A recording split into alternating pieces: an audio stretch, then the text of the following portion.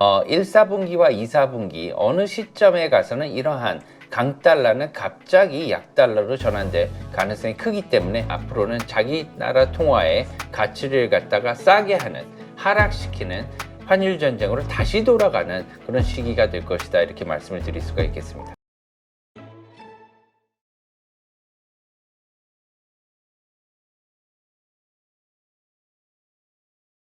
네, 오늘 모신 분은 미즈호은행 변정규 전무님이십니다. 안녕하세요. 안녕하세요. 네. 자, 일단 지금 환율 이야기 좀 먼저 시작이 될 텐데요. 지금 1,400원을 넘나들고 있어요. 이거 지금 금융위기 때급 아닌가 싶기도 하고, 이게 새로운 뉴노멀이다라고 생각하시는 분들도 있고, 어떻게 봐야 됩니까? 글쎄요, 뉴노멀이란 말은요, 그냥 뭐 신조어 같고요. 이게 높은 거냐, 낮은 거냐를 따지면 상당히 높은 건 맞습니다. 네. 굉장히 높은 수준의 그러한 고환율이고요. 역대 그 2000년대 이후로 봐도 몇 번 이렇게 손꼽을 수가 있죠. 1,400원대 고환율인데요. 근데 그렇게 안심할 수는 없지만 또한 굉장히 위험하다고 판단할 수도 없는 게요. 지금 현재 그 달러 강세로 인해서 엔화도 달러당 150엔대 이렇게 넘어가고 있고요. 위안화도 7위안, 달러당 7위안 위에서 거래된 것이 어제 오늘의 일이 아니거든요. 그렇기 때문에 이렇게 다른 통화들도 약세를, 특히나 아시아 통화들이 약세를 면치 못하는 상황에서 원화만 특별하게 이렇게 약해진 건 아니기 때문에 그런 것은 위안으로 삼을 수 있는 점이라고 할 수 있겠습니다. 네, 그렇군요. 근데 이게 아무래도 좀 트럼프 당선자 이후에 좀 더 급격하게 올라가다 보니까 거기에서 무슨 원인이 있는 거 아니야? 이런 식으로 생각하시는 분도 있는 것 같아요. 네, 트럼프 트레이드라고 말이 많았지 않습니까? 네. 트럼프 대통령의 이제 공약이 여러 가지 인플레이션을 일으킬 수 있는 요인들이 많다고 하다 보니까 그런 데서 우려 때문에 특히 미국 국채 수익률이나 여러 가지 있어서 영향을 많이 받았던 것은 사실입니다. 특히나 그 트럼프 당선자의 인플레이션 상승 우려 때문에 미국 국채 금리가 상승을 하고요. 이거에 따라서 이제 달러 강세가 더 추가로 유발된 점은 없지 않아 있습니다. 하지만 이거 외에도요, 다른 통화의 약세에 따른 이러한 달러 강세가 유발된 점도 충분히 있거든요. 예를 들면은 유로존 같은 경우에는 지금 경기가 좋지 않습니다. 따라서 이러한 유로존 경기 악화에 따라서 유로와 가 달러 대비해서 약세로 전환되면서 달러 인덱스가 상승하는 이런 효과도 분명히 있었기 때문에 이러한 점들도 환율 상승에 기여를 했다, 이렇게 볼 수가 있겠습니다. 네. 근데 사실 오늘 그 금통위에서 금리 인하를 했잖아요. 2분기 연속, 그러니까 2회 연속 금리 인하를 한 것은 금융위기 때 외에 처음이다. 뭐 이런 얘기도 있는데 이게 지금 그 정도로 1,400원대라고 하는 것은 우리 경제가 좀 뭔가 어떤 어려운 문제가 있는 거 아니야? 이런 시각도 있거든요. 네, 그 환율이 전부다를 말해주지는 않습니다. 경제 성장률도 중요하고요, 물가도 중요하고요, 실업률도 중요하고 모든 경제 변수가 중요한 거고요. 이런 것들을 종합적으로 판단해서 기준금리가 높으냐 낮으냐를 결정하게 됩니다. 그래서 우리가 흔히 FOMC를 보면 중립금리, 뉴트럴 레이트라는 말을 쓰지 않습니까? 네. 이 중립금리는 우리가 살면서 어떠한 적정한 금리가 되면 빌려주는 사람도 빌리는 사람도 이 정도면 적정하다, 이렇게 생각하는 거죠. 물론 빌려주는 입장에서는 더 많이 받으면 좋겠다, 높은 금리가 좋고요. 빌리는 입장에서는 낮은 금리가 좋겠죠. 하지만 어느 정도 이것을 갖다가 합의할 수 있는 그런 금리를 중립금리가 하는데, 이 중립금리 정도까지 어느 정도 내려야겠다, 이런 컨센서스가 있게 되면은 기준금리를 한국은행은 내리게 된다, 이러한 측면에서 이번에도 기준금리 기조를 계속 갖고 가겠다, 이렇게 발표한 것으로 이해하고 있습니다. 네. 지금 과거 1,400원일 때의 어떤 경제 상황을 보면은 상당히 좀 위급했던 걸로 기억이 되거든요. 그리고 이렇게 막 올라가게 되면은 한미 통화 스와프 이 얘기가 자연스럽게 나오면서 해결책을 찾기 위해서 노력을 했던 게 기억이 나는데 지금은 전혀 그런 움직임은 없는 것 같아요. 차이가 어떤 차이가 있을까요? 그때와 지금이? 네, 통화 스왑이라는 건 교환한다는 의미죠. 그래서 이제 마찬가지 통화 스왑이라는 거는 한 통화를 다른 통화와 교환하는 이런 거래로 볼 수가 있습니다. 이것은 이제 파생 계약인데요. 국가 간에도 어떤 통화를 갖다가 빌리고 싶을 때, 또한 다른 국가가 이것을 갖다 빌려줄 용의가 있을 때 서로 계약을 체결하게 되는 것이죠. 따라서 우리나라 같은 경우에는 달러가 부족하거나 아니면은 달러 환율이 너무 강할 때는 이것을 갖다 스왑 계약을 통해서 미국과 달러의 그러한 스왑 라인을 갖다 충분히 확보를 하면서 환율을 갖다 안정시키는 이러한 상황을 몇 번 도움을 받았습니다. 하지만 현재 상황은요. 딱히 이러한 스왑에 대한 논의는 일어나지 않고요. 그 이유는 첫 번째로는 당사자 간에 지금 스왑 라인에 대한 그런 필요성을 크게 못 느끼고 있고요. 두 번째로는 이러한 스왑 대신에 다른 측면에서 여러 가지 다각도로 준비를 하고 있는 것으로 알고 있습니다. 세 번째로는요, 이러한 그 스왑을 갖다가 필요로 할 때는 달러의 이동성이 부족해야 되는데 현재 한국 시장에서 달러의 이동성이 딱히 부족한 상황은 실제로 아닙니다. 달러 강세로 인해서 환율이 올라가는 것이지 지금 달러의 이동성은 굉장히 풍부한 상황이거든요. 이런 것들을 볼 때 지금 통화 스왑이 딱히 필요하다 이런 논의가 일어나지 않고 있는 상황입니다. 네. 그렇다면 우리가 이 상황에 대해서 너무 불안해할 필요는 없다. 이렇게 인식을 좀 해도 되겠군요. 네, 기본적으로 오늘 한국은행이 25bp 0.25%포인트 금리 인하를 단행을 했습니다. 금리 인하를 단행을 하게 되면요, 원화가 상대적으로 매력도가 떨어져서 원화 가치가 사실은 떨어지는 게 맞아요. 그래서 환율이 더 올라가는 환율 상승 요인으로 작용을 해야 되는데 오늘도 환율은 1390원대에서 크게 변하지 않는 이러한 모습을 보여줬거든요. 그래서 한국은행이나 당국의 이런 재정부의 이런 그 확신 또한 자신감이 있었다는 것을 보여주고 있습니다. 따라서 지금 현재 한국 경제가 사실은 좋지가 않습니다. 현재 그 발표된 수정 지표에 의해도 내년에 경제 성장률은 상당히 하락하는 것으로 이렇게 네. 나오고 있는데요. 경제 하락을 갖다가 막기 위해서 이러한 다른 선제적인 조치를 하는 것은 합당해 보이는 그러한 처사라고 생각을 합니다. 네. 자, 그렇다면 이 강달러, 사실 이제 좀 달러가 미국의 인플레이션이 잡히고 금리 인하가 시작이 되면서 약달러로 전환이 될 걸로 기대했는데 지금도 강달러, 이게 이제 킹달러라고 표현할 정도로 더 세지고 있단 말이죠. 107을 넘어가고 있고 이게 트럼프 시대 때 이게 더 이렇게 되는 거 아니야? 걱정들이 많던데요. 어떻게 네. 보세요, 전망을? 네, 트럼프 대통령은 미국 우선주의를 지향하고 있죠. 미국 그 트럼프 대통령 당선자가 미국 우선주의를 지향하고 있기 때문에 관세 정책이나 아니면은 여러 가지 그 세금 감면에 대한 그러한 공약들이 많이 있습니다. 이러한 정책적인 부분들은 기본적으로는 달러 인플레이션을 진작시키고요. 미국의 기업들의 수익을 갖다가 좋게 만들어서 미국의 달러, 미국의 통화인 달러를 강하게 만드는 이러한 작용을 가져오고 있습니다. 이래서 달러 강세가 기본적으로 단기적으로 크게 유발이 됐었는데요. 이러한 그 트럼프 트레이드에 의한 강달러는 올해 하반기, 2024년 하반기와 2025년 내년도 초반까지는 1, 4분기 초반까지는 어느 정도 지속될 것으로 이렇게 생각합니다. 그 이유는 뭐냐면은 미국과 중국, 특히나 그 유럽과 중국 이 두 경제존과 트럼프 일기에서도 많은 무역 마찰을 가져오지 않았습니까? 네. 이런 무역 마찰이 다시 일어날 가능성이 크고요. 두 번째로는 특히나 위안화에 이러한 그 환율 상승 우려가 상당히 크게 작용을 하고 있습니다.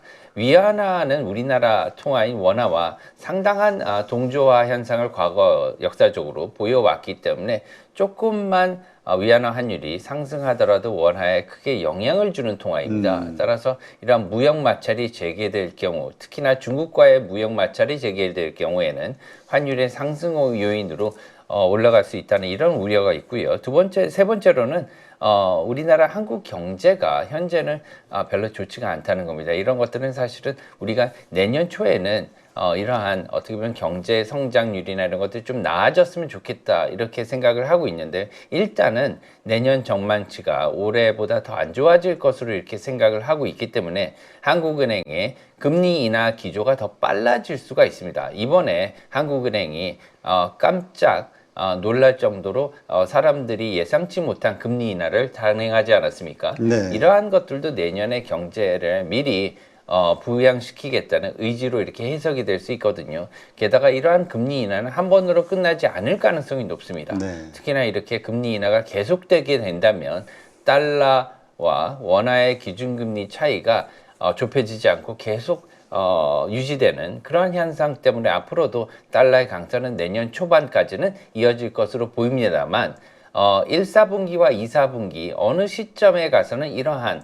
강달러는 갑자기 약달러로 전환될 가능성이 크기 때문에 여기에 크게 유의를 하셔야 될 것으로 보입니다. 왜 그러냐면 이러한 환율의 급격한 변동 가능성은 트럼프의 공약에 따른 것입니다. 왜냐하면 트럼프의 정책이 기본적으로 성공하기 위해서는 무역 수지가 개선이 되기 위해서 기준금리가 낮아져야 되고요.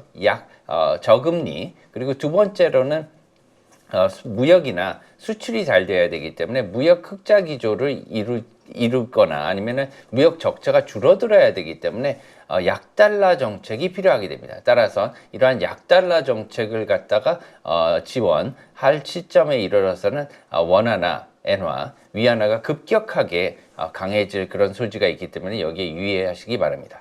그때가 언제쯤일까요? 우리 다들 정책을 보면 이렇게 강달러가 될 수밖에 없을 것 같다 하지만 기본적으로 과거 일기 때를 보더라도 약달러 정책이 트럼프의 기조죠. 트럼프 대통령의. 네, 일기를 본다면요, 굉장히 좋은 질문입니다.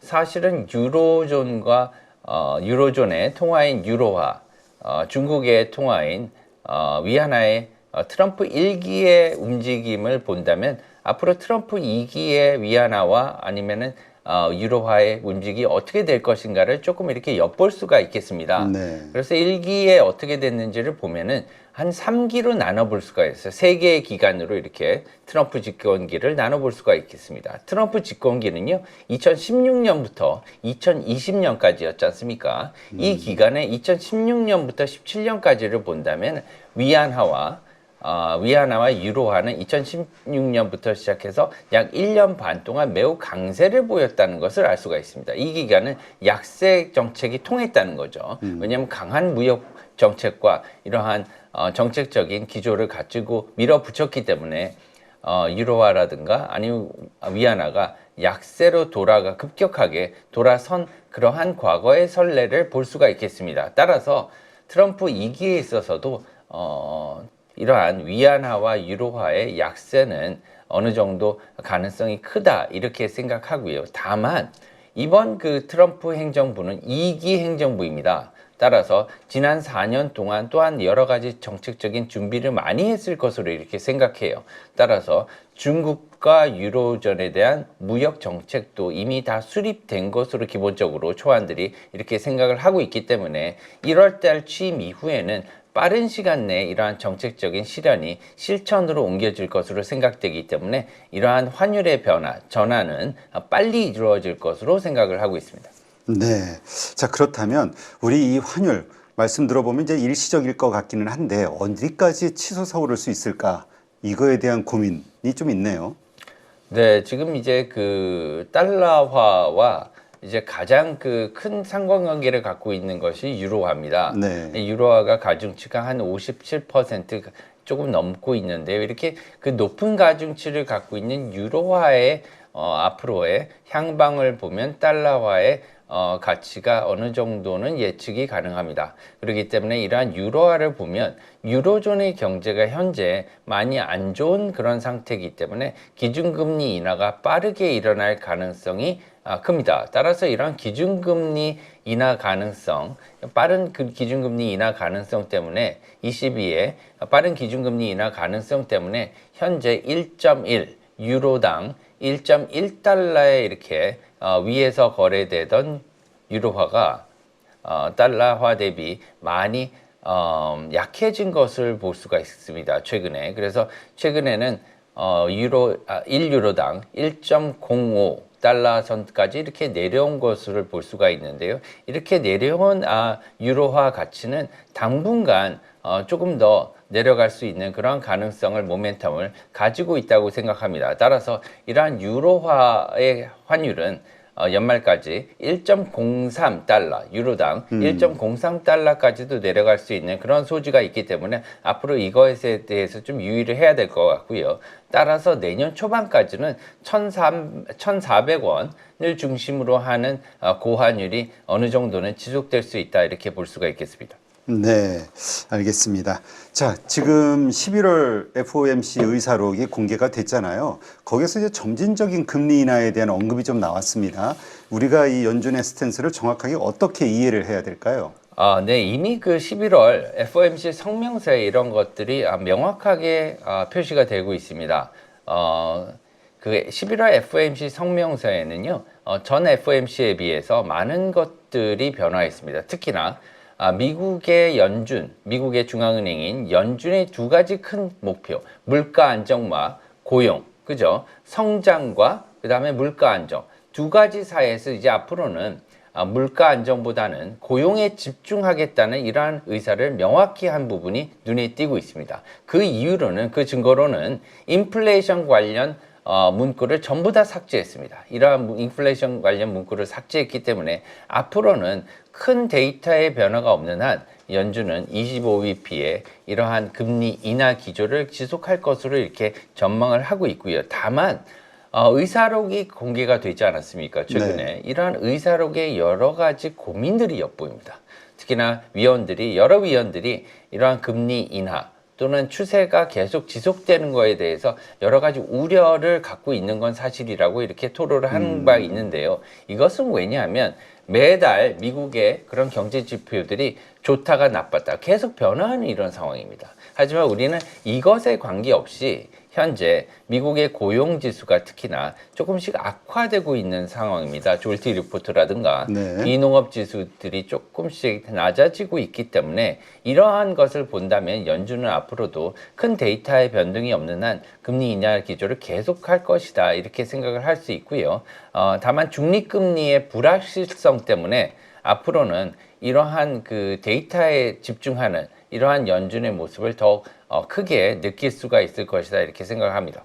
네, 알겠습니다. 자, 그렇다면 12월 달 금리 인하가 추가적으로 있을까? 그리고 만약에 있다면 증시에는 어떤 영향을 미칠까? 여러 가지로 좀 궁금해지는데요. 네, 뭐 증시와 금리는 매우 이렇게 그 상관성이 높지 않겠습니까? 한국은 아닌 것 같아요. 뭐 한국 같은 경우에는 지금 여러 가지 그 가장 집중적으로 이제 그 질문을 받는 게 이제 그 한마디로 말씀을 드리면 펀더멘탈이라는 단어겠죠. 네. 이제 펀더멘탈이 단어는 이제 국제 금융 용어는 아닙니다. 이것은 이제 우리나라에만 쓰는 이러한 용어인데요. 우리나라 사람들이 또한 가장 쉽게 알아들을 수 있는 용어이기도 합니다. 네. 경제의 펀더멘털이고 하면 앞으로 기업들의 이러한 뭐 기초 체력이라든가 앞으로의 우리나라의 뭐 주요 산업의 먹거리에 대한 그러한 미래의 그런 전망이라든가 이런 것들이 복합적으로 다 포함된 단어 아니겠습니까? 네. 이런 거기 때문에 우리 한테는 이 펀더멘탈이라는 단어가 매우 친숙한데요. 펀더멘탈의 여러 가지 지금 우려가 나타나고 있기 때문에 우리 국내 증시에 대해서 투자자들이 약간 외면하고 이런 상황이다 이렇게 볼 수가 있겠습니다만 앞으로 미국이라고 해서 반드시 금리 인하가 호재만은 아니다 이렇게는 말씀을 드릴 수가 있겠습니다. 예, 왜 그러냐면은 현재 지금 미국의 상황은요 많이 오른 상황입니다. 그렇죠. 특히나 주식은 많이 올랐을 때 많이 유의를 해야 되는 것도 사실입니다. 그렇죠. 예, 그래서 지금 추가로 너무 많이 올랐다는 그런 인식이 있고요. 두 번째로는요, 지금 이러한 그 금리 인하가 있긴 하지만 향후에 미국의 달러 가치가 하락하게 되면 이러한 것은 투자자들의 유입이 줄어드는 형태로 나타날 수가 있습니다. 현재는 지금 미국의 투자자들이 계속 늘어나고 있어요. 그렇죠. 왜 그러냐면은 기초 자산인 주식에 투자해서 투자 수익을 올릴 수 있지만 또 한편으로는 달러가 계속 강해지면 어쨌든 손실을 보지는 않을 거거든요. 그리고 그렇죠. 투자 뭐 예를 들면은 환 차익도 누릴 수 있는 기회가 있을 수도 있습니다. 하지만 반대로 이 추세가 확실하게 전환이 돼서 원화라든가 엔화가 위안화가 훨씬 강해진다 이런 추세로 변하게 된다면 달러를 굳이 사지 않는 수요들이 많아질 거거든요. 그렇게 되면 달러를 사서 미국 주식에 투자하게 되는 미국 투자자들은 손해를 볼 수도 있는 그런 상황이 되기 때문에 이러한 투자가 어느 정도 점진적으로 외국 투자 유입이 줄어들게 된다면 미국의 모멘텀도 조금 줄어들지 않을 수 있을까 이런 우려가 있긴 있습니다. 따라서 네. 이런 것들은 좀 유의를 하고 투자하는 게 맞다 이렇게 말씀을 드립니다. 네.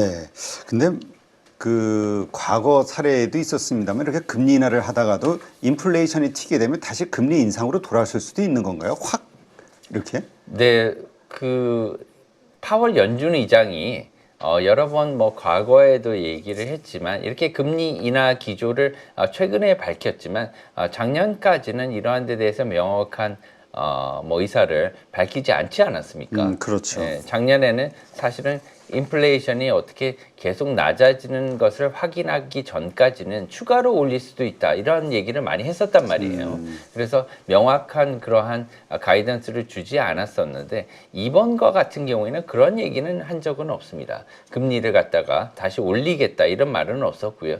다만 금리 인하의 속도나 폭이 조금 줄어들 수는 있습니다. 특히나 이번에 의사록에서 봤듯이 중립금리에 대한 논의가 있었습니다. 네. 우리가 생각하는 우리라고 하면 연준 위원들이죠. 네. 이 금리 결정을 하는 연준 위원들이 생각하는 중립금리가 매우 낮다. 뭐 한 2% 보통 이제 2%를 물가 타겟으로 생각하고 있지 않습니까? 네.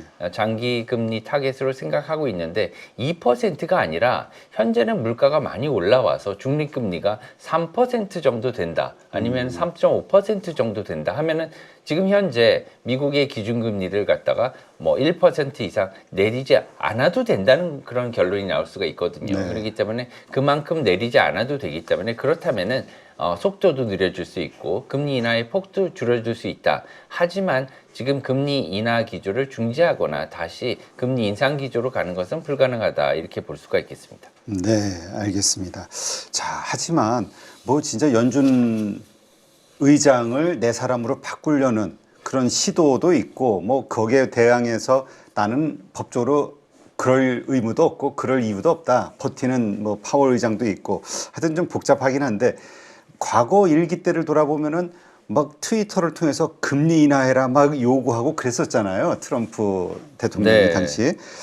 마찬가지로 이 증시 혹은 환율 관련해서 이 금리와 관련된 여러 가지 이런 또 이야기들이 앞으로도 계속 나올 거라고 보세요. 당선자 시절에도 불구하고. 네, 안 그래도 그 트위터 최근에는 X라고 불리지 않습니까? 자기 근데 참 미국은 재밌어요. 한국 같으면 막 그 난리 날 텐데 자기 사적 이익을 취한다 뭐 이런 이슈로. 네, 참 그 이러한 그 매체들 SNS를 통해서 사람들과 국민들과 소통을 하는 것도 이제 트럼프 대통령 당선자의 어떻게 보면은 특징 중에 하나죠.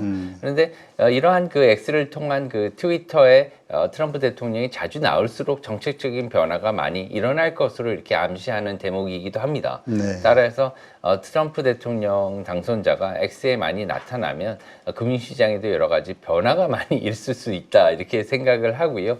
뭐 다만 그 앞으로 이제 이러한 변화가 앞으로는 뭐 공공연하게 일어날 수 있는 그런 생각이 들고요. 앞으로 어떤 식으로 이러한 것들이 전개가 되고 얼마나 전개가 될지는 트럼프 대통령 본인만이 알 수 있다 이렇게 생각을 할 수가 있겠습니다. 얼마 전에 이스라엘 재무장관도 나와서 앞으로의 경제, 그다음에 국제금융에 대한 얘기를 하고 있었는데요. 트럼프 대통령의 정책, 그다음에 미국의 행정부의 신정부의 이러한 정책이 아직 확실하게 나오지 않았고요. 이런 것들 때문에 앞으로 매우 불확실하다 이렇게 얘기하는 것을 볼 수가 있었습니다. 네. 그러니까 하여튼 금리라는 게 참 그 투자하는 사람들에게는 상당히 중요한 요소 같아요. 근데 이번에 그 슈퍼금리, 슈퍼리치라는 책을 쓰셨는데 송구스럽습니다.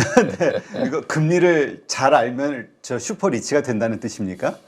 글쎄요, 그 슈퍼리치라는 것은 자기가 갖고 있는 돈을 갖다가 더 많이 벌 수 있는 기회도 중요하고요. 네. 두 번째는 뭐 우리가 모두 이제 경제 생활을 많이 하고 있지 않습니까? 사회에 나가면 뭐 어쨌든 경제 생활을 하고요. 월급도 받고 이럴 텐데 투자뿐만이 아니라 자기가 갖고 있는 이러한 돈을 갖다 잘 활용하는데도 여러 가지 도움이 된다고 생각합니다. 왜 그러냐면은 일단 우리가 월급을 받게 되면은요. 이런 월급은 월급 통장에 꽂히게 됐죠. 이 순간부터 시작해서 내가 결정을 하게 됩니다. 그리고 거기에 대해서 어떻게 돌아가는지 잘 알게 되면은요. 앞으로 자기가 자기 자신이 이제 그 경제 생활을 하고 이러한 자기가 갖고 있는 가처분 소득을 어떻게 불리는데 매우 중요한 역할을 하게 되죠. 그래서 조금 더 제 생각에서는요, 편안하게 금리라고 하면 사람들이 이렇게 접근하기 어렵다 이런 생각을 많이 갖고 계세요. 그래서 금리가 어려운 게 아니라 굉장히 실무적으로 잘 설명을 할 수 있으면은 쉽게 설명이 가능하다 이런 생각이 들었습니다. 그래서 네. 환율에서 금리도 초보자도 이제 금융시장에 대해서 금리에 대해서 잘 이해할 수 있도록 제가 설명과 그다음에 사례나 그림도 굉장히 많이 넣었어요. 네, 그래서 한번 보시면 도움이 될 것 같다 이렇게 말씀을 드립니다. 네. 사실 금리가 낮아질 때 그때 우리가 어떤 레버리지 일으키기도 좋고 네. 뭔가 투자하는 데 있어서 더 유리하다 이렇게 이해를 하면 되는 거죠. 네, 사실은 이제 금리에 대한 기본 개념, 그 다음에 이것은 이제 실무와 접목을 시켜야지 차근차근히 이해가 가능합니다, 이게. 그래서 우리가 이제 교과서와 같이, 교과서가 참 잘 되는 교과서들은 많은데요. 이것을 언뜻 보면은 잘 이해가 안 되는 것이 많습니다. 왜냐하면 우리가 실험실에서 화학이나 물리를 배웠을 때 실험을 안 하고 이것을 갖다 접했을 때 이해가 사실 어렵지 않습니까? 그래서 이것을 실험실 가서 하나하나 선생님들이 설명을 해주면 그때 이렇게 되구나 설명이 되듯이 이해가 되듯이 차근차근 이해할 수 있도록 좀 쉬운 용어를 사용했고요. 네. 그리고 사례를 통해서 이제 그림을 통해서 했기 때문에 아마 그 고등학생이나 대학생들도 쉽게 아마 이해하실 수가 있을 겁니다. 과거 트럼프 대통령 1기 때 그때 미국 증시가 참 좋았다 이렇게 기억하시는 분들이 많은 것 같아요. 그때 무슨 감세 정책이 됐든 아니면은 트위터를 통해서 파월에게 막 금리 인하해라 경고를 하고 요구를 하고 이러한 것들이 다시 2기에서 재현될 것이냐 이거에 대해서 기대를 하시는 분들이 많던데요. 네, 굉장히 좋은 질문이신데요. 최근에 이제 그 FOMC 네. 11월 기자회견에서도 트럼프와의 관계에 대해서 이렇게 짓궂게 질문하시는 그 기자분들이 많았습니다. 네. 특히나 트럼프 대통령이 그만두라고 하면 그만둘 것이냐 거기에 대해서는 단호하게 노라고 답변을 했고요. 그리고 또 재밌는 것들이 뭐냐면 여러 가지 통화 정책이 아닌 분야에 대해서 언급을 했습니다. 이것은 굉장히 이례적인 상황이거든요. 네. 통화 정책이 아닌 분야에 대해서 이때까지 파월 의장이 이것은 내 소관이 아니니까 트레저리 재무부에 가서 물어보라 이런 상황을 많이 연출을 했습니다. 이런 답변을 대부분 많이 했었는데 이번에는 물어보지도 않았는데 이례적으로 재정 적자에 대해서 얘기를 했습니다. 재정 적자가 우리가 감당할 수준이 아니다. 지금 솔직히 그 미국의 재정 적자가 매년 쌓이면 이것이 미국의 부채가 됩니다. 네. 예, 이제 나라의 부채가 되고 이런 것들이 빠르게 지금 올라가고 있는 그런 상황이거든요. 이것을 꼬집어서 트럼프 행정부가 다음 재무장관에게 어떻게 보면 일침을 놓는 그러한 뭐 의미였다 이렇게 볼 수가 있는데요. 앞으로 이제 그 트럼프 대통령과 이제 파월 의장 간에는 여러 가지 알력이 많이 있을 것으로 생각하고요. 다만 금리 인하 기조를 설명하는 데 있어서는 여러 가지 도구를 많이 사용하긴 했지만 이미 그 금리 인하는 트럼프 대통령이 원하는 바입니다. 네. 그렇지만 지금 하나 다른 점은 뭐냐면 트럼프 1기는요. 트럼프 대통령이 첫 번째 집권한 그 기간 동안은 미국의 기준금리가 인상기였습니다. 네. 다만 이제 앞으로 트럼프 2기는 트럼프 대통령한테 매우 유리한 상황입니다. 왜 그러냐면은 금리 인하기에 접어들었기 때문이죠. 그래서 금리 인하기에 접어들은 트럼프 2기는 달러 약세를 추구하는 데 있어서 매우 유리합니다. 따라서 이것을 갖다가 의식한 듯 파월 의장 같은 경우에는 이번 FOMC 기자회견에선 자기가 금리를 내리지만 이것은 트럼프 대통령이 요구해서 그런 건 아니다. 기준금리 기조가 그렇게 됐기 때문이라고 굉장히 선을 긋고 확실하게 명확하게 하는 모습을 또한 보였습니다. 네. 자, 그렇다면 지금 미국 증시 정말 사상 최고치를 계속 갱신하고 있잖아요. 지금 추수감사절 지나서 그 다음에 다시 산타 랠리, 연말 랠리가 올 것이다에 대한 기대들을 그래도 하고 있더라고요. 그러니까 계속 이렇게 오를 수 있는 건가? 불안해하시는 분들도 있는데 어떻게 볼까요? 이 상황을 계속 좋을 수 있을까요? 계속 계속 좋은 건 아무것도 없습니다. 예, 계속해서 좋은 건 아무것도 없고요. 오르는 게 있으면은 오를 때가 있으면 내릴 때가 반드시 있는 것이죠. 그렇지만 이러한 오르는 상승장이 얼마나 지속되느냐가 문제입니다. 네. 어느 정도까지는 지금 지속이 될 수 있는 그런 상황이고요. 지금 오르는 가장 큰 이유는 트럼프 트레이드 때문이거든요. 트럼프 대통령이 미국의 기업들의 법인세를 크게 감면해 줄 것이라는 이러한 기대감이 있어요. 네. 예, 특히나 팁에 대해서도 과세를 하지 않겠다. 그러니까 팁을 과세를 하지 않으면 사실 미국의 팁으로 생계를 운영하는 이러한 근로자들도 상당히 많이 그렇죠. 있습니다. 서비스업 종사자들 꽤 많죠. 거기는 서비스 국가잖아요. 네, 매우 많습니다. 특히나 팁이 보통 이제 그 음식을 먹게 되면 예전에는 한 10% 정도 됐었는데 요새는 많게는 25%까지 와, 엄청나네요. 이렇게 많이 준다고 해요. 예, 물론 거기 체크하게 돼 있지만 상당히 높은 수준입니다. 그래서 예전에는 15%, 20%만 해도 상당히 높은 수준이었는데 음식 가격이 이제는 최대 25%까지도 이렇게 준다고 해요. 제가 최근에는 안 가봐서 모르겠는데 말을 들어보면 그렇더라고요. 그래서 이렇게 높은 그런 팁에 대해서 과세를 하지 않겠다는 겁니다. 그러면 이제 이러한 과세를 하지 않으면 소비가 늘어나겠죠. 그렇죠. 예, 소비도 늘어나고요. 그리고 법인세를 갖다 낮춰주게 되면 기업들의 이러한 실적이 좋아지게 됩니다. 이제 그래서 실적도 좋아지게 되고 개인의 가처분 소득도 늘어나게 되고 네. 이런 것들 때문에 지금 미국의 증시가 활발 타오르고 있는 그런 상황이에요. 하지만 실제로 이것을 갖다가 얼마나 옮길지는 사실은 미지수기도 해요. 왜 그러냐면 이것을 하게 되면 이러한 세수를 다른 데서 뽑아내야 됩니다. 관세로 뽑는다고. 네, 두 가지로 이제 그것을 대체하려고 하는데요. 외국에서 가져오는 거죠. 이제 우리나라에서는 이것을 징수하지 않겠다. Make America Great Again. 그래서 미국 사람들은 니네들한테는 내가 힘들게 돈을 뽑지 않을게. 다만 외국에서 갖고 올게 내가 이거죠. 미국인의 입장에서 들으면 참 매력적인 말이에요. 매력적인데요. 여기에도 다 여러 가지 사이드 이펙트, 부작용이 글쎄요. 있습니다. 그렇죠. 예, 그렇기 때문에 이런 것들을 갖다가 처음에 다 좋다고 생각하면 좀 오산일 것 같고요. 게다가 이 관세로 모든 것을 다 재정 지출을 커버할 수가 없는 상황이고요. 이 때문에 지금 미국의 국채 수익률이 많이 오른 상태입니다. 이 부족분을 전부 다 적자 국채로 발행해 가지고 메꿔야 되거든요. 예.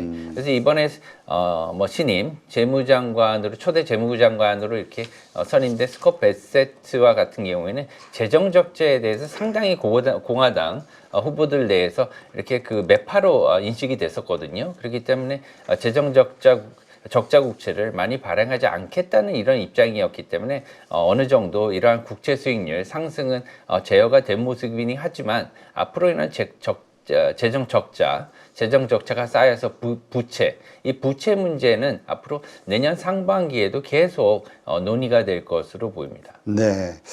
근데 이렇게 말씀하시는 거 보면은 소비가 더 증가되고 여러 가지로 좋아질 것 같은데 계속해서 양극화 얘기 나오면서 좀 문제가 좀 심각해지고 있다. 없는 사람들의 생활이 이런 얘기가 있단 말이죠. 이 경기 연착륙 가능할까요? 글쎄요. 미국을 걱정하기 전에 우리나라부터 그렇죠. 우리가 더 걱정해야 될 문제죠. 것 같습니다. 하지만 미국 같은 경우는 이제 어느 정도 호황이 이어졌었고요. 그래서 증시 같은 경우에도 지금 뭐 사상 최대 뭐 다우 지수라든가 아니면 S&P 500이 이렇게 사상 최고치를 찍고 있기 때문에 어느 정도 조금 내리더라도 미국 국민들은 이것을 갖다가 수긍할 수 있을 거예요. 특히나 이런 그 미국 증시가 오른 이면에는 다른 나라 투자자들의 역할도 굉장히 컸습니다. 그렇죠. 예, 그래서 이런 것들을 갖다가 지켜봐야 될 것 같고요. 다만 이제 다른 나라 이제 국민들 같은 경우에 지금 트럼프 행정부의 그 등단으로 인해서 우려가 상당히 많은 상황이긴 해요. 왜냐하면 우리나라 기업들도 지금 수출이 어떻게 될 것인가 이런 불안감도 있지 않습니까? 그래서 우리나라 경제에 대한 이런 불안감도 있는데 앞으로는 이제 이런 것들이 좀 진작이 되고요. 앞으로 뭐 다행인 점은 한 가지 그 김정은 위원장과 이제 계속 소통을 하겠다는 얘기가 있었습니다. 네. 그래서 이러한 부분에 있어서는 조금 한국에 좋은 방향으로 전개가 되면 좋겠다 이렇게 기대감을 갖고 있습니다. 네. 참 이거 미국 걱정할 필요가 없는데 근데도 우리보다도 미국 걱정을 먼저 하는 게 미국이 기침을 해버리면 우리는 아주 독감에 걸려버리니까. 맞습니다. 근데 말씀하신 대로 우리가 진짜 더 심각하죠. 지금 여러 가지 수치를 봐도 그렇고 가계부채에 대한 어떤 경고들을 들어봐도 어떻습니까? 지금 경제 전망 지금 내년도 훨씬 더 안 좋아질 거라고 지금 뭐 IMF에서도 그렇고 우리 한국은행에서도 발표를 한 것 같은데요. 네, 사실은 그 지난주까지만 하더라도 기준금리 인하보다는 동결이 굉장히 우세한 상황이었어요 시장에서. 그래서 오늘 그 금리 인하가 사실은 깜짝 뉴스였다 이러한 보도가 많이 있었습니다. 하지만 그 지금 그 민생은 상당히 좋지 않은 그런 상황이거든요. 그래서 금리 인하가 적절했다 저는 개인적으로 이렇게 생각하고요. 한번 뭐 예를 들면은 이런 저는 저희가 이제 저희 회사가요 중구에 있습니다. 네. 예, 중구에 있는데 중구가 굉장히 넓어가지고 이제 뭐 왕십리라든가 신당 이런 쪽에 가시면 떡볶이로 유명하죠. 그렇죠. 떡볶이로 유명한데 사실은 거기 가보면 떡볶이 집보다요 봉제 공장들이 더 많습니다. 아, 그래요? 예, 조그마한 봉제 공장들이 더 많습니다. 이런 영세한 봉제 공장들이 왜 이렇게 많냐면 물론 큰 물량들은 중국으로 가요. 그렇죠. 100개라든가 200개라든가 50개라든가 이런 빨리빨리 찍어내야 되잖아요. 그런 것들을 이제 그런 이제 왕십리나 신당 이런 그 인접 지역에 있는 영세한 이러한 봉제 공장들에서 만들어내는데 제가 깜짝 놀랐어요. 이러한 봉제 공장이 2,000개가 넘는 데입니다. 중구에만. 엄청나네요. 예. 근데 이렇게 제가 한번 가볼 기회가 있어요. 너무 사정이 안 좋아요. 이런 것들을 보면 민생이 참 안 좋다, 어렵다 이런 것들을 그 해결해야 된다. 그래서 이제 좀 살피고 하려고 그러면 이번에 이렇게 낮춘 게 맞다고 생각하고요. 실제로 이번에도 그 금리 같은 경우에도 내리는 것도 되게 중요하지만 앞으로 이것들 갖다 기조를 계속 이어나가는 것도 매우 중요하다 이렇게 생각을 하고 있습니다. 네, 뭐 한 번 더 할 수 있을 것처럼 그 뉘앙스를 그 표현했다고 뉴스에서는 그렇게 나오긴 하더라고요. 네, 실제로 뭐 오늘 그 기자회견장에서 이창용 총재가 앞으로 그 금리 인하는 더 있을 것으로 이렇게 명확하게 밝히긴 했습니다. 네. 근데 지금 한국의 그 경기와 관련해서 그 불안한 요소로 많은 분들이 그 부동산, 그 다음에 이 가계부채 문제를 많이 꼽는 것 같아요. 이와 관련해서 뭐 IMF에서도 경고를 이미 했었고요. 어떻게 봐야 될까요? 이 부분. 네, 사실은 뭐 그 부동산의 문제는 금리 인하를 하지 못했던 사실 가장 큰 문제 중에 하나입니다. 이제 가계부채와 부동산이죠. 이제 가계부채가 많은 상황에서 금리 인하를 하게 되면 인플레이션이 아직도 물가 상승이 일부는 이렇게 상존하는 상태에서 집값을 더 올릴 수 있다. 이러한 우려가 있었던 거죠. 그것들 때문에 금리 인하를 주저주저 했었는데요. 사실은 금리 인하를 하는 것보다 사실은 지금 기업들이나 아니면 가게가 돈을 빌려서 생활을 하고 있는 상황이기 때문에 이것을 갖다가 부담을 줄여주는 게 더 중요했다. 네. 이렇게 보는 거죠. 하지만 가계부채에 대한 문제를 갖다가 우리가 빨리 해결하지 못했던 거는 사실은 굉장히 안타까운 측면입니다. 네. 이것을 빨리 해결했어야 되거든요. 이것을 어떻게 빗대면 제가요 고혈압과 당뇨병에 이렇게 비교할 수가 있습니다. 네. 이제 들어보면은 의사들한테 들어보면은 고혈압과 당뇨병 약은 서로 상극이랍니다. 아, 그래요? 예, 서로 잘 듣지가 않는데요. 하나를 하면 다른 게 듣질 않는다. 그렇기 때문에 이게 지금 비슷한 상황이에요. 우리가 가계부채로 걱정해야 되고요. 그다음 민생도 걱정해야 되고요. 그래서 금리가 낮아도 문제. 금리가 높아도 문제. 이러한 사실은 그러한 딜레마에 쌓여 있는 그런 상황이죠. 그렇기 때문에 이것을 갖다가 이러한 딜레마를 사실 타개하기 위해서는 가계부채를 사실 좀 빨리 해결했으면 좋았다 이런 생각이 드는 거죠. 어려울 시절에 좀 이런 것들을 빨리 해결했으면 지금 빠르게 금리 인하를 할 수가 있는 이런 토대가 마련되는데 그런 것 점이 좀 아쉽습니다. 네. 이러한 어려움들, 이미 뭐 지나간 거니까 어쩔 수 없고, 이러한 리스크 가운데서도 이 금리 인하의 어떤 효과로 다시 한국 경기가 살아날 수 있는 가능성이 있을까요?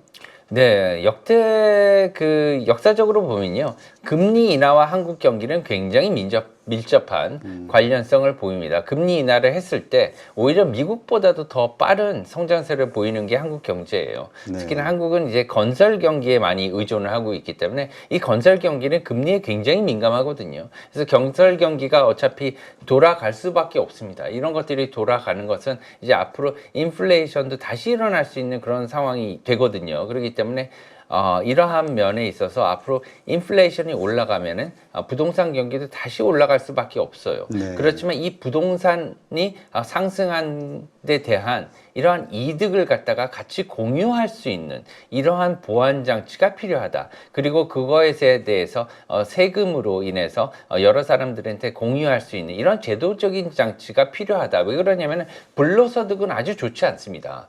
예. 그리고 이러한 투자소득이라고 볼 수가 있겠지만 이것을 갖다가 자본이 부족한 개인들과 같은 경우에는 비싼 부동산을 살 수가 없거든요. 네. 그래서 이런 것들을 조금 사회적 측면에서 보완해주는 그런 장치가 있으면 조금 더 따뜻한 이런 사회가 될 수 있지 않을까 이렇게 생각합니다. 네.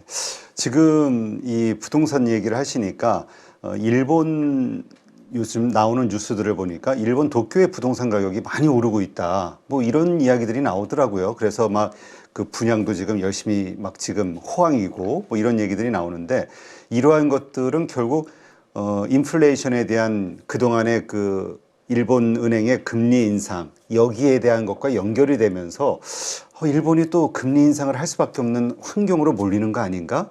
이렇게 되면 또 엔캐리 트레이드 이 걱정이 또 튀어나오면서 이것도 증시가 망가지는 거 아닌가?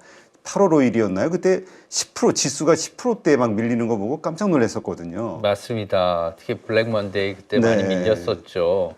일본 같은 경우는 현재 그 엔화가 이렇게 그 중요한 통화로 뭐 메이저 통화이긴 하지만 이렇게 관심의 초점이 된 적이 이렇게 몇 년 만인지 모르겠습니다. 사실상 일본의 엔화는 사실상 관심에서 많이 밀려났었던 것이 사실이거든요. 네. 특히나 약세 통화이기 때문에 약세 통화는 관심을 잘 두지는 않습니다. 예, 그렇지만 최근에는 이러한 엔화, 특히나 엔캐리 문제, 엔캐리 청산 문제가 국제금융시장, 증시를 갖다가 좌지우지한다는 이러한 생각에 엔화에 대한 관심이 굉장히 이렇게 높아진 상황이고요. 따라서 우리도 엔화에 대해서 크게 더 많이 이제 관심을 갖게 됐고요. 그렇기 때문에 앞으로 내년에는요, 이런 엔화뿐만이 아니라 위안화도 우리나라 원화에 매우 중요한 영향을 줍니다. 따라서 우리 인접 국가들인 위안화와 엔화의 중요성이 더 중요해졌습니다. 그런 면에서 엔화 같은 경우에는 앞으로 그 인플레이션이 굉장히 많이 이렇게 올라가는 그런 상황이에요. 지금 인플레이션을 진작하기 위해서 일본 은행이라든가 일본 정부가 매우 노력하지 않았습니까? 이것은 굉장히 이례적인 통화 정책이에요. 모든 전 세계의 중앙은행들이 인플레이션을 잡으려고 노력하지 않습니까? 그렇죠. 일본만 유독 인플레이션을 올리려고 노력을 했고요. 사실은 여기에 대해서 뭐 작년 올해 들어서 성공한 것으로 이렇게 보입니다. 따라서 마이너스 금리 정책도 포기한 이런 상황이고요. 다만 일본인들은 현재까지 인플레이션이라는 것을 오랫동안 경험하지 못했어요. 특히 30년 동안 물가가 정체되거나 오히려 떨어지는 디플레이션을 경험했기 때문에 이런 인플레이션의 폐단, 그 다음에 부작용에 대해서 잘 모를 수도 있습니다. 그렇기 네. 때문에 이런 것들이 앞으로 나타나게 되면 더욱더 일본의 가처분 소득이 줄어드는 이러한 상황이 일어나기 때문에 앞으로 더 많은 문제들이 일어날 것 같고요. 사회적인 여러 가지 문제점들도 많이 일어날 것으로 보입니다. 네, 알겠습니다. 일본의 엔화 그 환율은 앞으로 어떻게 될 것으로 보세요? 네, 엔화 환율도 원화와 비슷하게 이렇게 갈 것으로 생각을 합니다. 따라서 트럼프의 약달러 정책이 전환이 시행이 되게 된다면 그때부터 시작해서는 급격하게 원화나 엔화도 이렇게 갑자기 강해지는 그런 모습을 보일 것으로 생각하고요. 그렇게 된다면 150엔에서 140엔대로 급격하게 떨어지는 이러한 모습도 볼 수가 있겠습니다. 다만 이러한 엔캐리가 다시 회귀가 되기 위해서는 여러 가지 요소가 있어야 됩니다. 왜 그러냐면 이런 엔캐리라고 하는 것은 한 세 가지 정도로 나눠볼 수가 있습니다. 첫 번째는 개인의 엔캐리입니다. 보통 이제 엔캐리 하면 와타나베 부인이라는 얘기를 많이 하지 않습니까? 네. 와타나베라는 성은 우리나라 김씨나 이씨와 같은 아주 흔한 성이에요.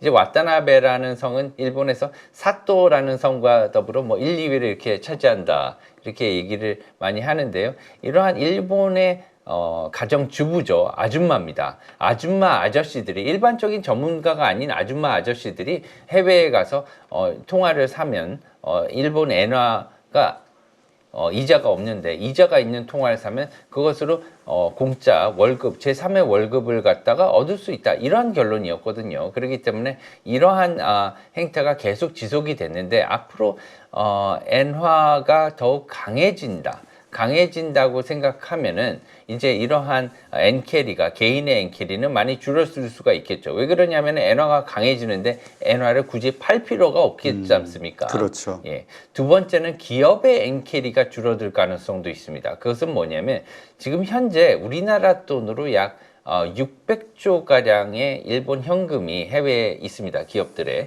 이런 그 현금을 갖다가 송금을 잘 안 하고 있어요. 일본이. 왜냐하면 우리나라 통화도 마찬가지지만 일본의 엔화도 최근에 많이 약세를 면치 못했기 때문에 일본 기업들이 굳이 본국으로 송금을 갖다가 할 필요가 없었던 것이죠. 다만 일본의 그 엔화 강세가 이어진다면 다시 이러한 송금은 더 늘어날 수 있을 것으로 보입니다. 네, 알겠습니다. 그렇다면 이제 내년서부터 트럼프 집권 2기가 시작이 되면 이제 무역 전쟁이 아주 심하게 될 것으로 예상을 하고 있잖아요. 이럴 때 안전자산으로서 엔화가 어떤 좀 떠오르는 뭔가가 될까요? 통화가? 사실상 일본 엔화는요, 그 달러와 더불어서 가장 그 중요한 안전 통화 중 두 개로 이렇게 두 개의 안전 통화로 지목이 됐었죠 예전에는. 하지만 엔화가 계속해서 약해지면서 안전 통화로서의 이러한 매력을 많이 잃은 것도 사실입니다. 그렇지만 이제 앞으로는 엔화가 조금 엔화 가치가 상승하는 이런 모습을 볼 수가 있겠습니다. 지금 너무 많이 떨어졌거든요. 몇 년 전까지만 해도 2021년이죠. 2021년까지만 해도 엔화가 102선에서 이렇게 거래가 됐었어요. 달러당 102엔. 이렇게 거래가 됐었는데 3년 반 만에 2024년 중반 3년 반 만에 엔화가 160엔대, 약 60%가량 가치가 이제 하락한 그런 모습을 급격하게 보였습니다. 네. 그래서 3년 반 만에 60%의 그 통화 가치가 떨어졌다는 건 어마어마한 평가절하거든요.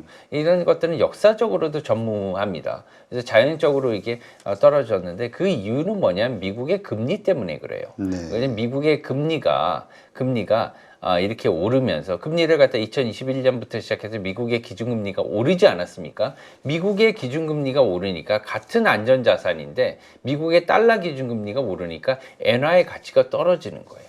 그런데 이제 앞으로 미국의 기준금리가 하락을 하고 그리고 일본의 금리도 사실은 기준금리 인상 기조가 계속될 것으로 생각을 합니다. BOJ. 네. BOJ도 금리를 인상을 하면 일본의 엔화 가치도 조금 상승을 해서 155엔대, 지금 현재 150엔대 위에서 거래가 되고 있는 달러 엔 환율이 앞으로는 내년 초를 지나면 140엔대로 다시 하락할 것으로 이렇게 생각을 하고 있고요. 이러한 측면이 계속 이어진다면 내년 초에서는 조금 더 강해지는 측면이 있을 수가 있습니다. 이것은 또한 한 가지를 염두에 두어야 되는데 그것이 뭐냐면 미국의 부채 문제입니다. 네. 부채 문제가 뭐냐면 내년에 상반기에는 미국의 부채 문제가 다시 거론이 될 수가 있다. 부채가 문제가 거론이 되는 것은 어제 오늘이 아닌데 일이 아닌데 왜 하필 내년 상반기에 부채 문제가 다시 거론되느냐 이렇게 얘기할 수가 있는데요. 그것은 뭐냐면 작년에 미국의 부채 상한이 타결됐기 때문입니다. 네. 하지만 미국의 적자 국채가 많이 빠른 속도로 지금 발행이 됐기 때문에 이러한 부채 상한이 빠르게 지금 고갈되고 있다. 그래서 상한에 접근하고 있기 때문에 내년 상반기 중에는 이러한 부채 상한 논의가 다시 일어날 수가 있어요.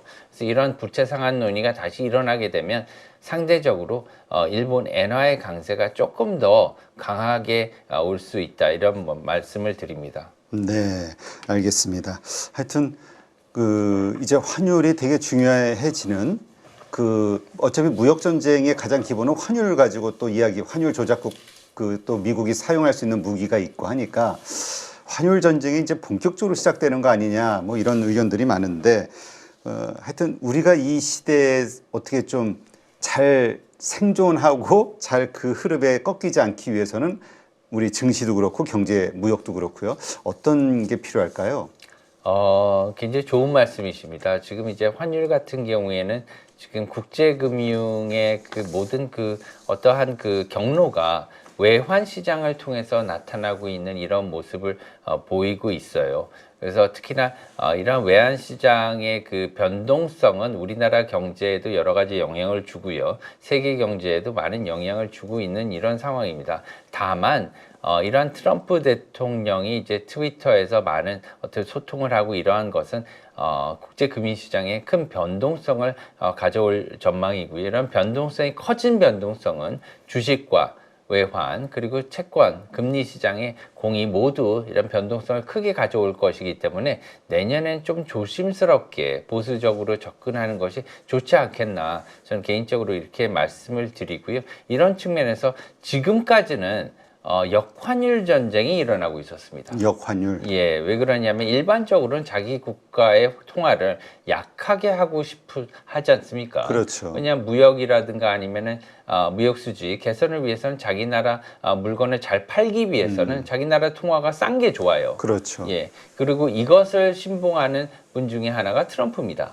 예, 그런데 이것을 본다면 앞으로는 인플레이션을 잡기 위해서 지금까지는 미국의 연준이 강달러를 용인했다면 앞으로는 강달러를 용인하지 않는다고 생각할 수 있겠죠. 이것을 용인하지 않기 때문에 앞으로 지금까지는 역환율 전쟁이 일어났다면 앞으로는 자기 나라 통화의 가치를 갖다가 싸게 하는 하락시키는 환율 전쟁으로 다시 돌아가는 그런 시기가 될 것이다 이렇게 말씀을 드릴 수가 있겠습니다. 네, 알겠습니다. 하여튼 이 방송 보시는 분들 투자하실 때 이렇게 짚어주신 여러 가지 이슈들에 대한 고민 한번 해보시고요. 잘 판단 참고 자료로 삼으시기 바랍니다. 자, 이제까지 변정규 전문인과 함께했고요. 좋은 인사이트 고맙습니다. 감사합니다.